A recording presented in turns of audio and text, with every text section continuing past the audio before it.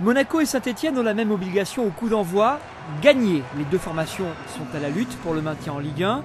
Monaco est certes à la 15e position au coup d'envoi, mais ne détient que 3 points d'avance sur les Stéphanois, 19e. Monaco reste sur 2 défaites et Saint-Etienne n'a gagné qu'une fois à l'extérieur cette saison.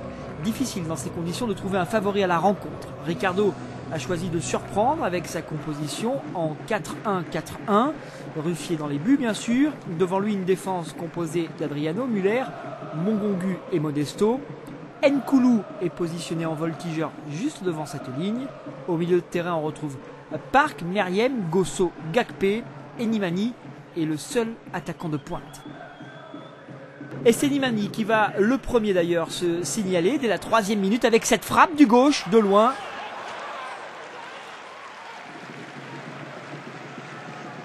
Monaco qui a mieux réussi son entrée en matière et maîtrise le début de la rencontre. Occasion plus nette, toujours de loin cette fois avec Adriano à la 8e minute. Et Jeannot des points pour repousser ce ballon plutôt chaud. Les Stéphanois répondent tout de même par leur attaquant de pointe, l'international français Gomis, mais n'arrivent pas à prendre le dessus sur les Monégasques.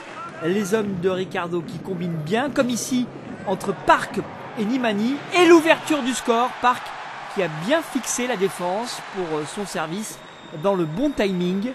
Nimani qui inscrit là son 5e but de la saison. On l'a vu, il a bien résisté à 2 défenseurs stéphanois avant d'ajuster Jérémy Jeannot pour ce but. Et donc l'ouverture du score pour Monaco à la 20e minute.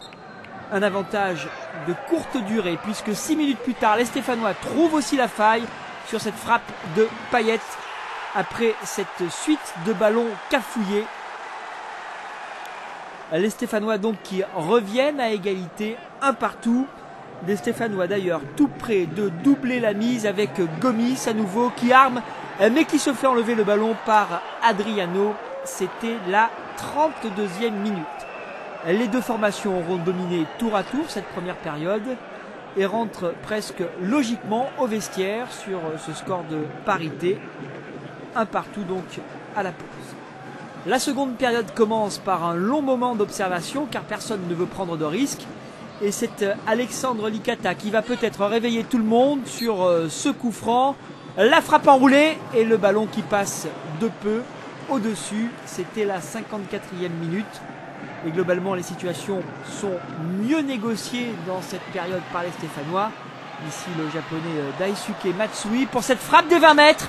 Et Ruffier qui ne peut rien sur ce véritable missile du japonais après la série de ballons contrés par les défenseurs monégasques. Saint-Etienne prend l'avantage à la 61e minute. Matsui, lui, était entré en jeu à la pause et il inscrit donc ce but qui donne l'avantage aux Stéphanois. Les Stéphanois qui reculent un peu après avoir inscrit ce but, ils sont bien groupés devant leur gardien, Jérémy Jeannot, devant leur surface de réparation. Mais Monaco pousse. Ici Meriem bien servi par Gosso qui file et Jeannot qui se couche courageux pour récupérer le ballon. On a passé l'heure de jeu.